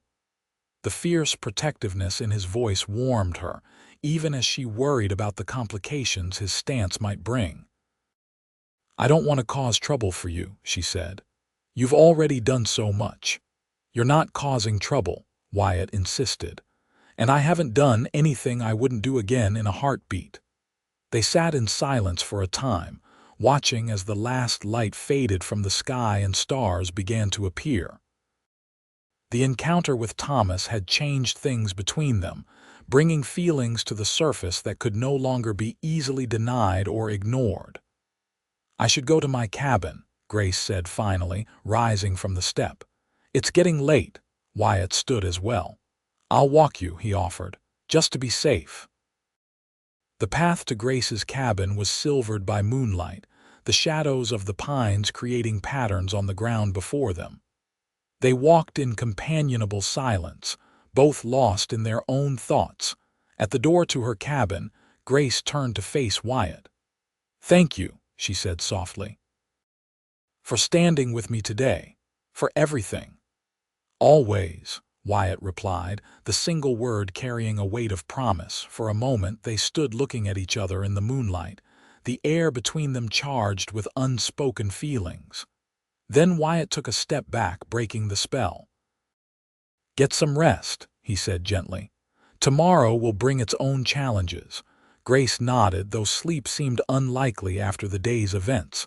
"Good night, Wyatt." "Good night, Grace." She watched him walk back toward the main house, his tall figure soon swallowed by the shadows of the pines. Only when he was out of sight did she enter her cabin, closing the door on the moonlit night and the complicated emotions it had witnessed. The following days were tense with waiting, each sound of approaching riders causing Grace's heart to race with fear that Thomas had returned. Wyatt began carrying his rifle with him when he went out to check the cattle, and Ranger seemed to sense the tension, staying close to the main house instead of following Wyatt as he usually did. Grace threw herself into her work, cleaning the main house from top to bottom, tending her nascent garden, and preparing elaborate meals that neither she nor Wyatt had much appetite for. At night, she lay awake in her cabin, listening for sounds of approach, her mind racing with worries about what Thomas might do next. A week after Thomas's visit, Wyatt announced he needed to go into Silver City on business. "I've arranged for Miguel and his brother to come stay at the ranch while I'm gone," he told Grace over breakfast. "They'll keep an eye on things, make sure you're safe." Grace set down her coffee cup with a frown. "What business do you have in Silver City?" Wyatt hesitated, then met her gaze directly. "I'm going to see a lawyer about your situation." "My situation," Grace repeated, surprise evident in her voice. "But it's not your responsibility to—" "I know it's not my responsibility," Wyatt interrupted gently, "but I want to help. And the truth is, I have a personal interest in seeing you free of Thomas Zimmerman." The implication behind his words hung in the air between them, neither quite ready to address it directly. "Will you be gone long?" Grace asked instead. "Just overnight," Wyatt assured her. "I'll ride out as soon as Miguel arrives, and I should be back by tomorrow evening at the latest." Grace nodded, trying to ignore the anxiety that gripped her at the thought of Wyatt being away, even for a day. "Be careful," she said softly. "Thomas can be unpredictable when he feels challenged." "I'll keep my eyes open," Wyatt promised. Miguel and his brother, Carlos, arrived mid-morning, their easy banter and obvious respect for Wyatt somewhat easing Grace's concerns. They were both young men in their 20s, with friendly smiles and a competent air about them that suggested they knew their way around a ranch.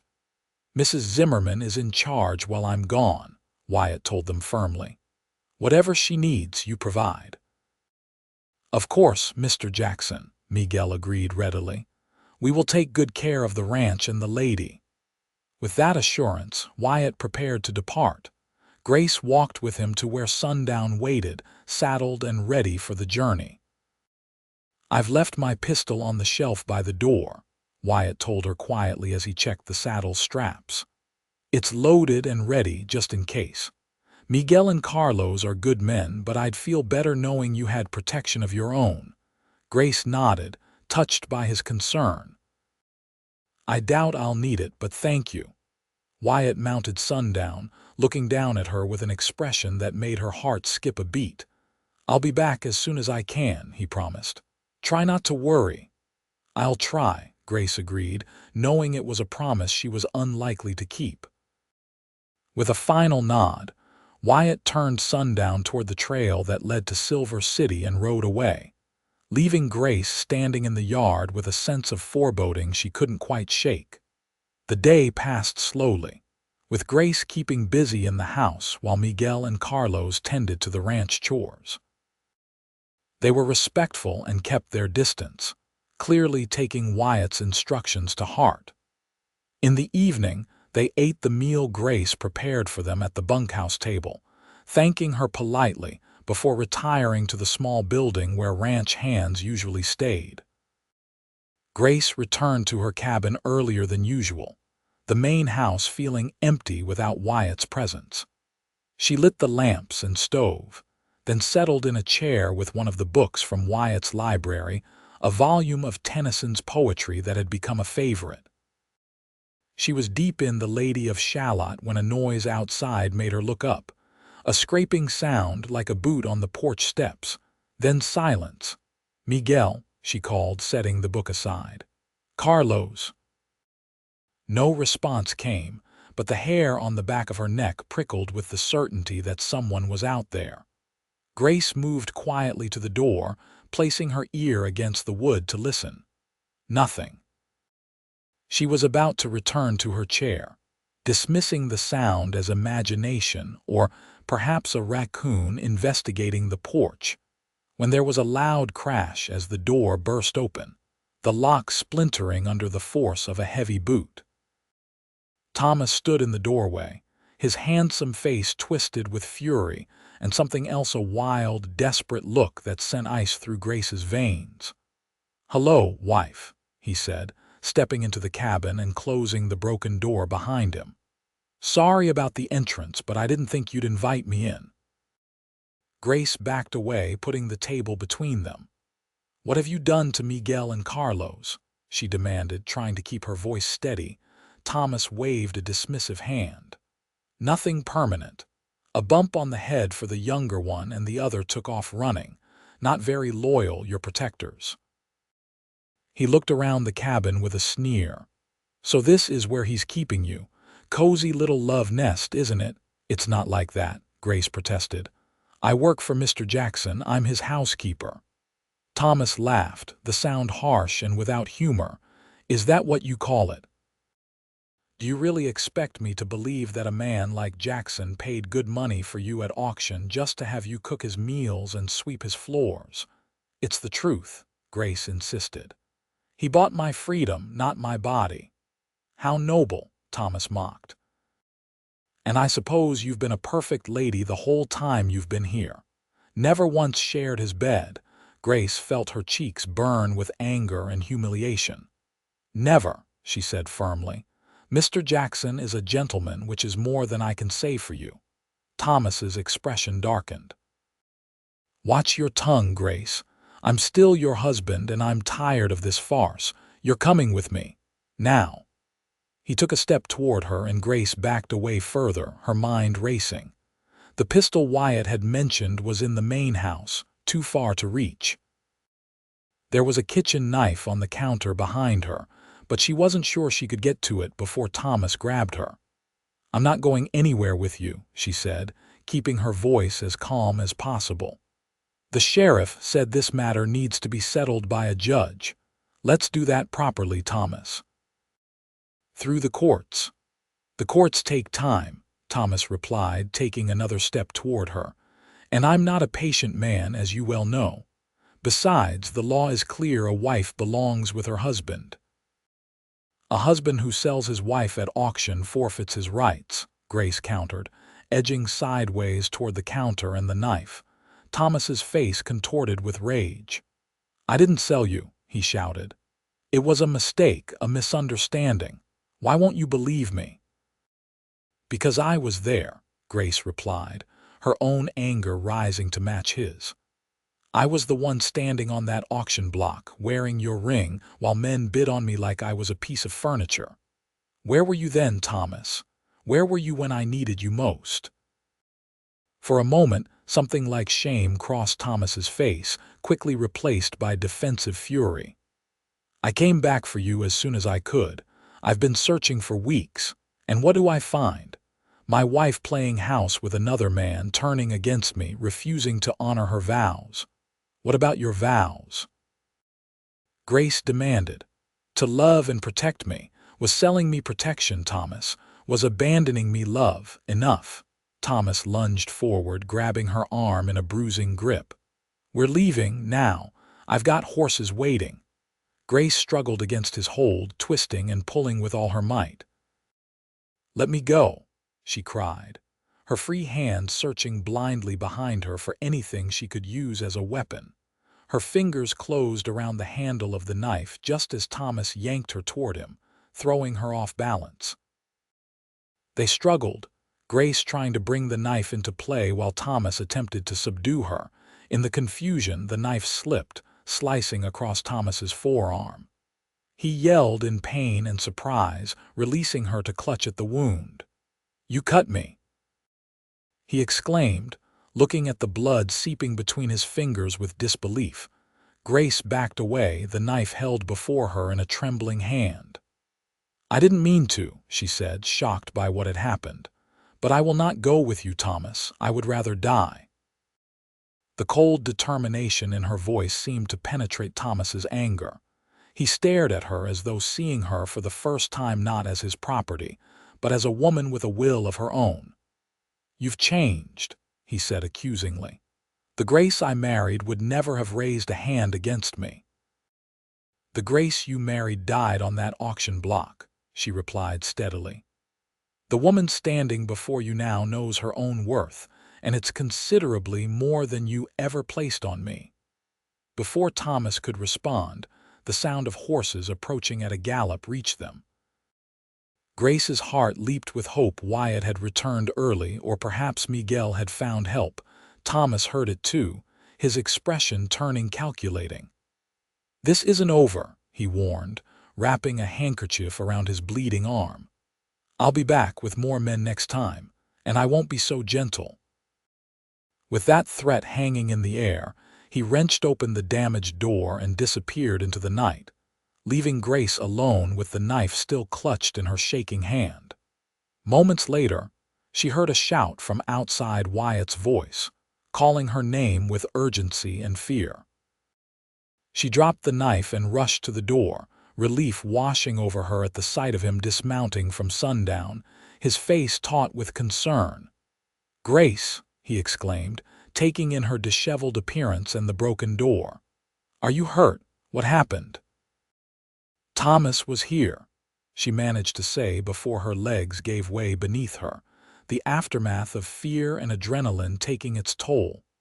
Wyatt caught her before she could fall, his strong arms lifting her as though she weighed nothing. He carried her to the chair and set her down gently, kneeling before her to examine her for injuries. Did he hurt you? He asked, his voice tight with barely controlled anger as he noted the bruise forming on her arm where Thomas had grabbed her. Not really, Grace assured him, though her arm throbbed painfully. But he tried to take me away. I fought him. I cut him with a knife, not deeply, but he was bleeding. Wyatt's expression was grim. Good, he said simply. Where is he now? He ran when he heard horses coming, Grace explained. He threatened to return with more men. Wyatt nodded, his jaw set in a hard line. I thought he might try something like this when he heard I'd gone to town. That's why I came back early. He looked around the cabin, taking in the signs of struggle. You can't stay here tonight, not with the door broken. You'll come to the main house. Grace didn't argue, the thought of spending the night alone in the cabin with its damaged door far from appealing. What about Miguel and Carlos? She asked as Wyatt helped her to her feet. I found Miguel on my way and he was just regaining consciousness, Wyatt told her. Thomas hit him from behind. Carlos apparently went for help, but we must have missed each other on the trail. He kept his arm around her waist as they left the cabin, supporting her still shaky legs as they walked to the main house. Inside, Wyatt led her to the sofa near the fireplace and gently seated her there. I'll check on Miguel, then come back and fix that door, he said. Will you be all right here for a few minutes? Grace nodded, drawing a blanket around her shoulders. "I'll be fine. Just don't be long." Wyatt's expression softened as he looked down at her. "I won't," he promised, then hesitated a moment before leaning down to press a kiss to her forehead, a brief, gentle touch that nonetheless sent warmth spreading through her. "You're safe now." While Wyatt was gone, Grace tried to collect her thoughts, to make sense of the tumultuous emotions the evening had stirred. The fear she had felt when Thomas burst into her cabin was still with her, but it was overshadowed by a newfound strength. She had stood up to him, had defended herself, had refused to be cowed by his threats or manipulated by his accusations. And then there was Wyatt, his concern for her, his protection, the kiss he had placed on her forehead. The feelings she had been trying to keep in check were becoming harder to deny, especially in the wake of Thomas's accusation. No, she had never shared Wyatt's bed, but that didn't mean she hadn't thought about it, hadn't wondered what it would be like to be held by him, to be loved by a man who treated her with respect and gentleness. Wyatt returned sooner than she expected, his expression relieved. "Miguel's going to be fine," he reported. "Just a nasty bump on the head. I've settled him in the bunkhouse and told him to rest. I'll fix your cabin door in the morning, but for tonight—" "For tonight," Grace prompted when he trailed off. "For tonight you should take my room," Wyatt continued. "I'll sleep out here on the sofa, close to the door in case Thomas decides to come back." Grace shook her head.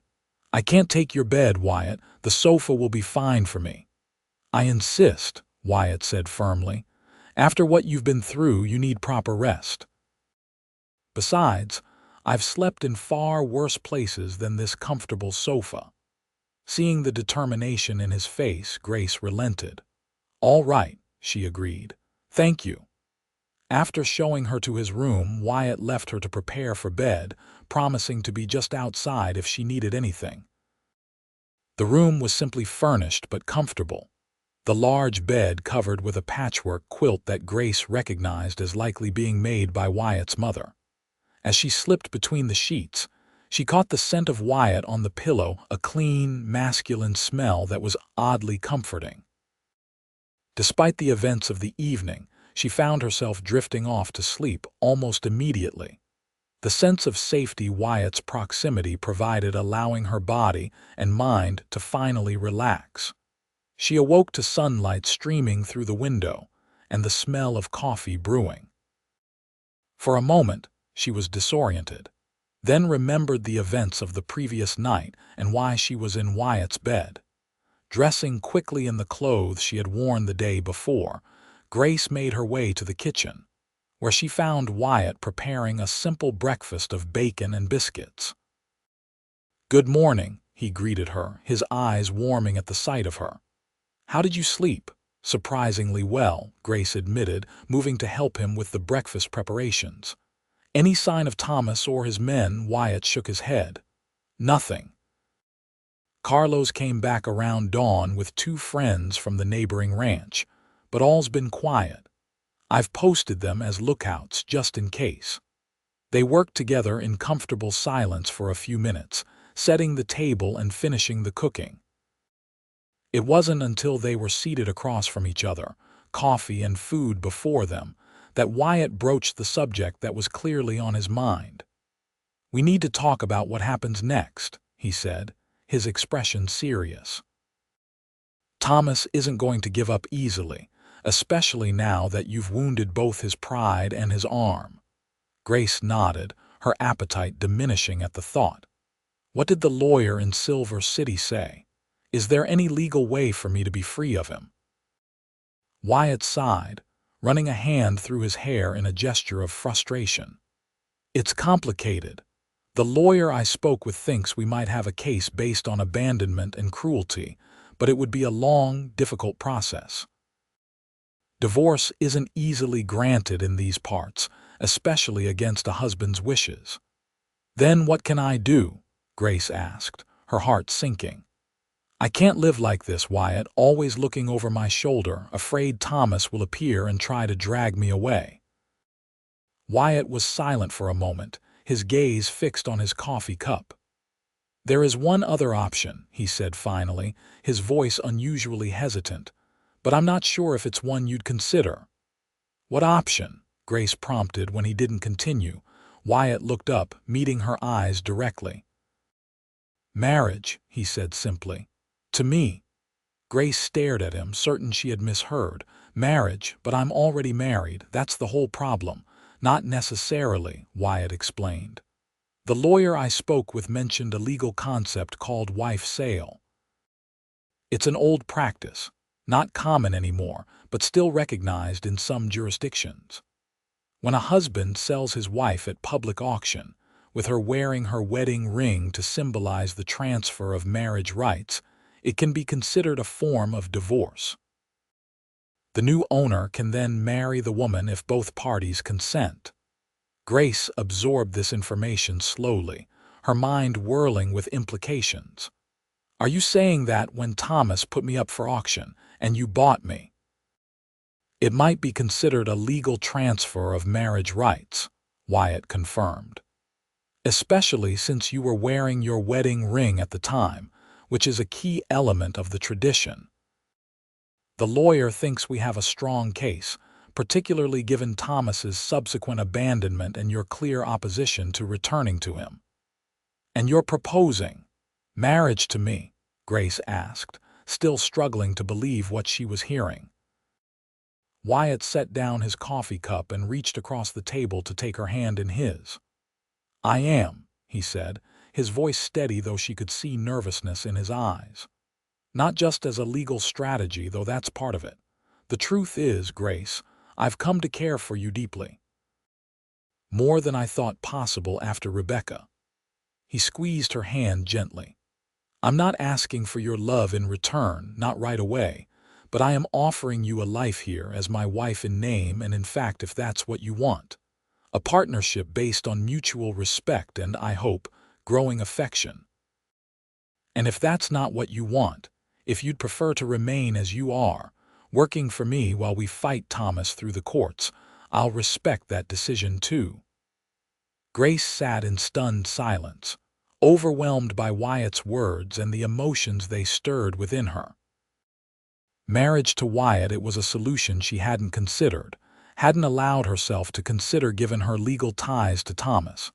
But if what the lawyer said was true, if she was already technically divorced through the wife sale tradition. I don't know what to say, she admitted finally. It's so sudden. You don't have to answer now, Wyatt assured her, releasing her hand. Take time to think about it. It's a big decision and I want you to be sure. Grace nodded, grateful for his understanding. Thank you, she said softly, for everything. For caring enough to offer me this choice. Wyatt smiled, a tender expression that made her heart skip a beat. You're worth caring for, Grace. Worth fighting for. I just want you to be happy and safe, whether that's as my wife or not. The days that followed were filled with a new kind of tension. Not the fear of Thomas's return, though that remained a concern, but the awareness of the decision Grace needed to make. Wyatt, true to his word, gave her space to think, never pressing for an answer, though she caught him watching her sometimes with a look of such longing that it took her breath away. The cabin door was repaired, stronger than before, but Grace continued to sleep in the main house, taking the small room Wyatt had cleared of storage items and turned into a proper guest chamber. It seemed safer that way, and neither of them mentioned the possibility of her returning to the isolated cabin.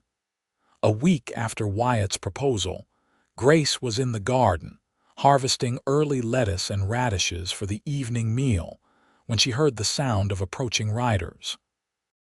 Her heart quickened with fear, until she recognized the sheriff of Silver City among the three men making their way up to the main house. Wyatt, who had been mending a fence nearby, dropped his tools and moved to intercept the riders, positioning himself between them and Grace in a protective gesture that did not go unnoticed.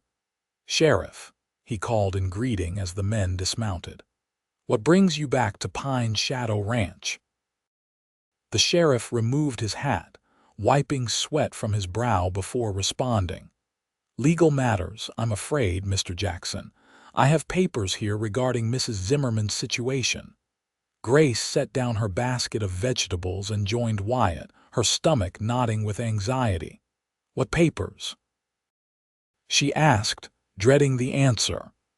"Court summons," the sheriff replied, pulling a folded document from his vest pocket. "Mr. Zimmerman has filed a formal complaint, claiming you've been kept from him against your will. The judge wants to see both of you in his chambers day after tomorrow to sort it all out." He handed the paper to Grace, who took it with trembling fingers. "Will I have to go with Thomas after the hearing?" she asked, her voice barely audible. "That's for the judge to decide," the sheriff said, his expression sympathetic but non-committal. "But I'd advise you to bring any evidence you have regarding your claims of abandonment and unusual treatment."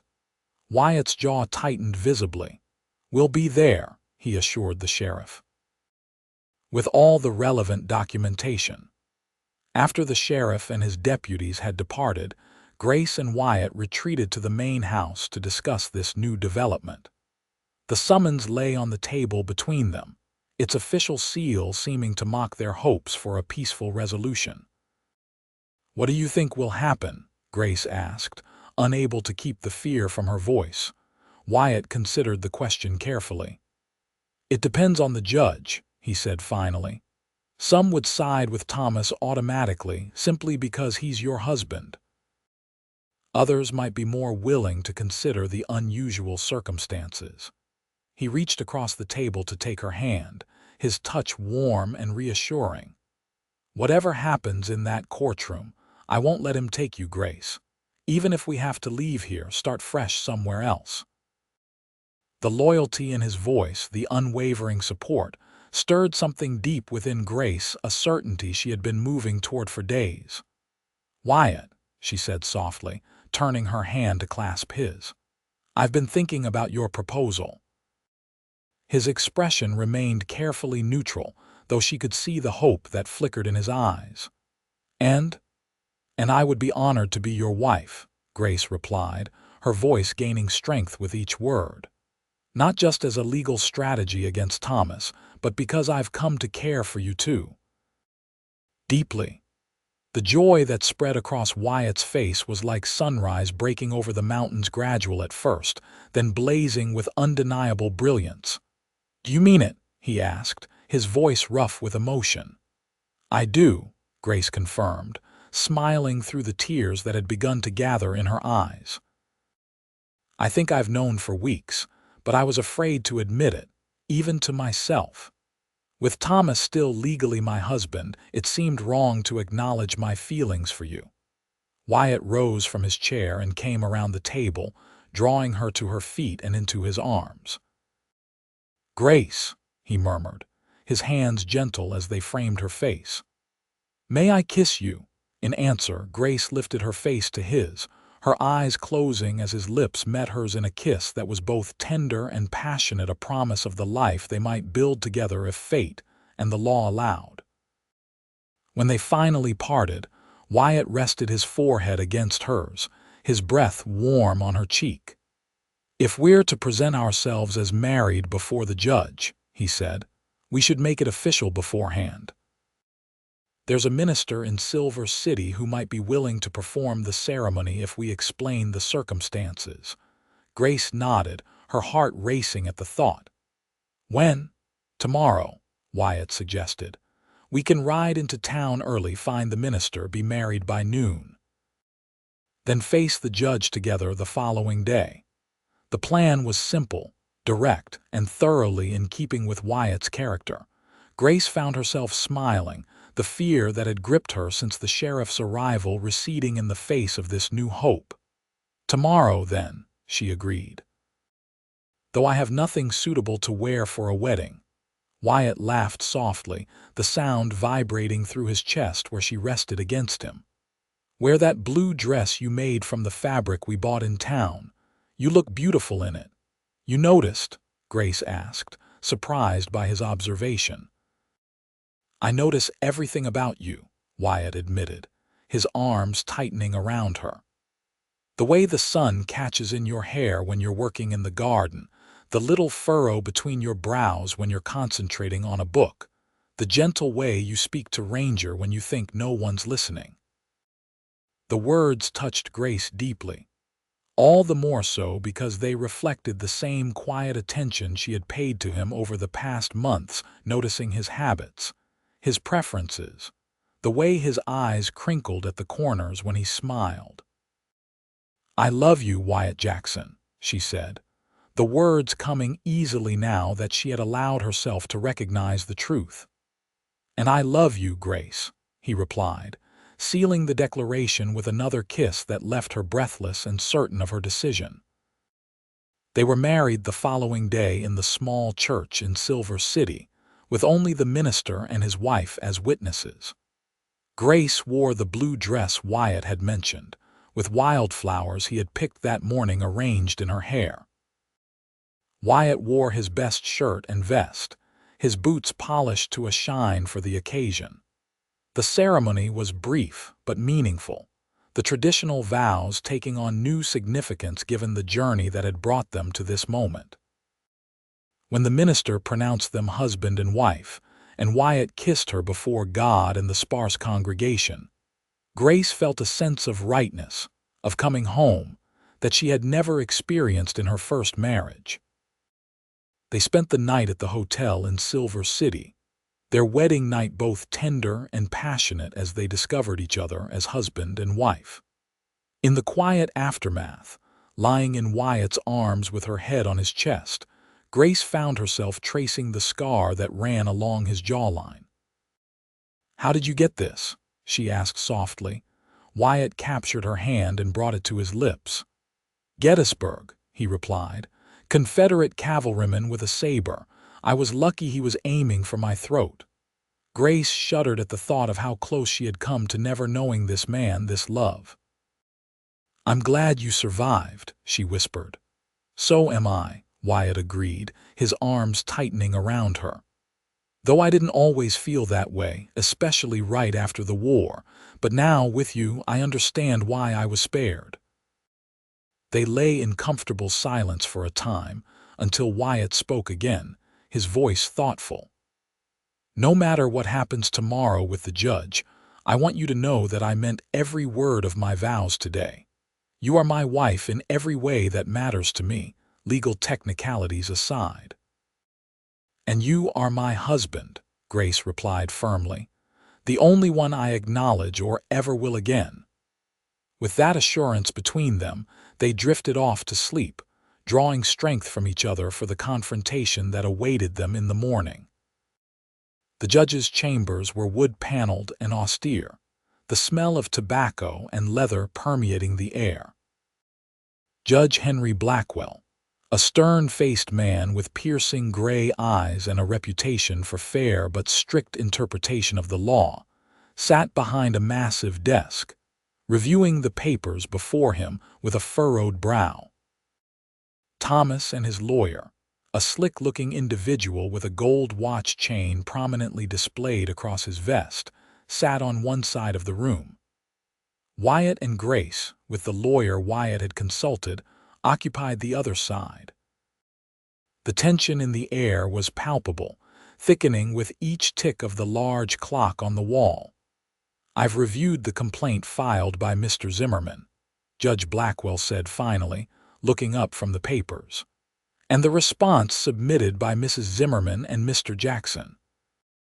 This is an unusual case, to say the least." He fixed Thomas with a hard stare. "Mr. Zimmerman, you claim your wife was taken from you against her will, yet there are documented reports that you placed her as collateral for gambling debts, resulting in her being sold at public auction. How do you explain this discrepancy?" Thomas leaned forward, his expression earnest and aggrieved. "A terrible misunderstanding, Your Honor. I never intended for my wife to be sold. The creditors overstepped their authority in my absence. When I returned and discovered what had happened, I was devastated.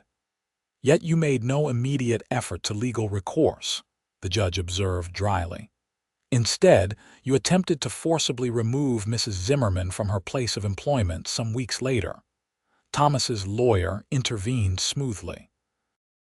"My client was overcome with emotion at finding his wife, Your Honor. He reacted as any husband might when discovering his beloved spouse had been taken in by another man." Judge Blackwell's eyebrows rose skeptically. "Taken in?" "According to these statements," he tapped a document before him, "Mr. Jackson purchased Mrs. Zimmerman's freedom at the auction, then employed her as housekeeper at his ranch, providing separate living quarters and proper wages." "So they claim," Thomas's lawyer countered. "But we have only their word for that arrangement. The fact remains that Mrs. Zimmerman is legally married to my client and as such is obligated to return to him." The judge turned his attention to Grace, his expression softening slightly. "Mrs. Zimmerman, you claim your husband abandoned you and that you fear for your safety if returned to his custody. Can you elaborate?" Grace sat up straighter, drawing courage from Wyatt's solid presence beside her. "Yes, Your Honor. Thomas left me with nothing when his creditors came calling. He had signed papers using me as collateral without my knowledge or consent.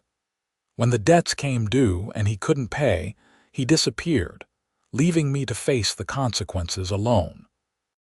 She held up her left hand, where her wedding ring from Thomas had been until the previous day, when she had removed it before exchanging vows with Wyatt.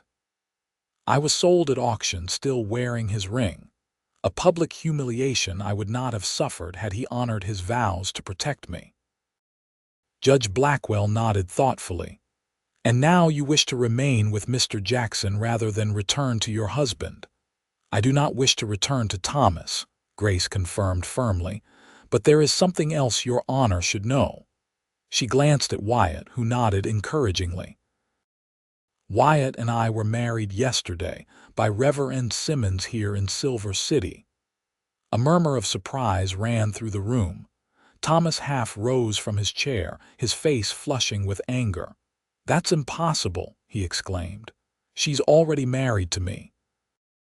"Sit down, Mr. Zimmerman," the judge ordered sharply. Then, to Grace and Wyatt's lawyer, "On what grounds do you claim this second marriage is valid?" The lawyer, a dignified older man named Harrison, cleared his throat. "Your Honor, we believe the practice known as wife sale effectively dissolved Mrs. Zimmerman's first marriage. This tradition, while uncommon now, has historical and legal precedent in both England and America. When a husband sells his wife at public auction, with the wife wearing her wedding ring to symbolize the transfer of marital rights, it constitutes a form of divorce by mutual consent." He placed several documents on the judge's desk. "I've included references to legal cases where this practice was upheld, including Thompson v. Thompson in Massachusetts and the English case of Menz v. Menz. Given that Mr. Zimmerman initiated the wife sale by putting Mrs. Zimmerman up as collateral, and that she was sold at public auction wearing his ring, we contend that her marriage to Mr. Zimmerman was effectively dissolved at that point." Judge Blackwell examined the documents with interest. "A novel argument," he acknowledged, "and not without some merit. The wife sale tradition does indeed have legal precedent, though it's fallen out of favor in more civilized circles." Thomas's lawyer jumped to his feet. "This is absurd, Your Honor. My client never intended to divorce his wife. The auction was a mistake, not a deliberate wife sale." "Intent is relevant," Judge Blackwell agreed, "but so are actions. Mr. Zimmerman's actions gambling his wife away, then disappearing speak louder than his current claims of devotion." He turned to Thomas directly. Did you or did you not sign papers putting your wife up as collateral for gambling debts? Thomas shifted uncomfortably. I may have signed something in a moment of desperation, but I never thought it would come to that. I expected to win back enough to cover the debts before anyone came collecting. So you admit to gambling with your wife's freedom, the judge summarized bluntly, and then abandoning her when those gambles failed to pay off. I didn't abandon her, Thomas insisted. I went to raise more funds. By the time I returned, she was gone. The judge's expression made it clear he found this explanation lacking. Mrs. Jackson, he said, deliberately using Grace's new married name, did your first husband make any attempt to contact you after the auction? Any effort to secure your release or well-being? No, Your Honor, Grace replied truthfully. The first I saw or heard from Thomas after the auction was when he appeared at Pine Shadow Ranch with Mr. Lowell and the sheriff, demanding I return with him. Judge Blackwell nodded, making a note on the paper before him. And would you say you entered your second marriage willingly and with full understanding of the circumstances? Absolutely, Your Honor, Grace affirmed, her voice steady. Wyatt Jackson is a good, honorable man who has treated me with nothing but respect. I love him, and I entered our marriage with joy and free will. The judge considered this, then turned to Wyatt. Mr. Jackson, what led you to purchase Mrs. Zimmerman at the auction? Wyatt met the judge's gaze directly. I fought in the war, Your Honor, on the Union side. I saw too many people treated as property, and I swore if I lived through it, I'd never stand by and watch that happen again. When I saw Grace on that auction block, still wearing her wedding ring, I couldn't walk away. I bought her freedom, not her person. His voice softened as he continued. Over the months she worked at my ranch, I came to admire her strength, her intelligence, her kindness. And eventually, to love her. I asked her to marry me because I want to spend my life with her, protecting her and being protected by her, sharing whatever comes our way. The simple sincerity of Wyatt's words hung in the air, contrasting sharply with Thomas's calculated explanations and excuses. Judge Blackwell studied the two men thoughtfully, his fingers steepled before him. This is indeed an unusual case, he said finally. On the one hand, we have a legal marriage that, under normal circumstances, would take precedence. On the other hand, we have actions by the first husband that could reasonably be construed as forfeiting his marital rights, followed by a second marriage entered into with good faith and clear consent. He turned to Thomas's lawyer. Do you have any further arguments to present before I make my ruling? The lawyer looked briefly panicked, clearly sensing the direction the judge was leaning. Your Honor, the sanctity of marriage is at stake here. If you rule in favor of the second marriage, you set a dangerous precedent that allows wives to abandon their husbands whenever a more appealing option presents itself. That is hardly the situation here, the judge countered dryly. Unless you consider being sold at auction an appealing option that Mrs. Jackson sought out. Turning back to the papers before him, Judge Blackwell was silent for several long moments, the ticking of the clock the only sound in the tense chamber. Finally, he looked up, his decision evident in his expression. After careful consideration of the facts and relevant precedents, I find that the actions of Thomas Zimmerman in placing his wife as collateral for gambling debts, followed by her sale at public auction while wearing her wedding ring, constituted a de facto dissolution of their marriage under the wife sale tradition. While this practice is not one I would generally endorse in modern society, the legal precedent exists and applies in this unusual circumstance. Thomas made a sound of protest, but the judge silenced him with a raised hand. Furthermore, Mr. Zimmerman's subsequent abandonment, regardless of his claimed intentions, deprived him of any moral standing to now reclaim his wife against her will. The second marriage, having been entered into with good faith and full consent by both parties, is hereby recognized as valid and binding. He fixed Thomas with a stern glare. Mr. Zimmerman, I strongly advise you to accept this ruling and move on with your life. Any further attempts to interfere with Mr. and Mrs. Jackson will be viewed as harassment and dealt with accordingly. Is that understood? Thomas's face was a mask of fury and disbelief. This is outrageous, he sputtered. I'll appeal to a higher court. You'll do as the judge says, his lawyer interrupted, placing a restraining hand on his client's arm. Thank you, Your Honor. We accept your ruling. Judge Blackwell nodded, clearly unconvinced of Thomas's compliance but willing to give him the chance to depart with some dignity intact. This matter is closed, he declared, gathering the papers into a neat stack. Mr. and Mrs. Jackson, you are free to go with the court's recognition of your marriage. Good day to you all. Outside the judge's chambers, Grace clung to Wyatt's arm, hardly daring to believe their good fortune. Is it really over? She whispered. Am I truly free of him? Wyatt covered her hand with his touch warm and reassuring. It's over, he confirmed. Legally and in every other way. You're my wife now, Grace Jackson, and no one can change that. The name, her new name, sent a thrill of joy through Grace. Grace Jackson, she repeated, savoring the sound of it. I like how that sounds. So do I, Wyatt agreed, smiling down at her with such love that her heart felt too full to contain it all. They were about to leave the courthouse when Thomas appeared before them, his face still flushed with anger. This isn't over, he hissed, glaring at Grace. You think you've won, but you haven't seen the last of me.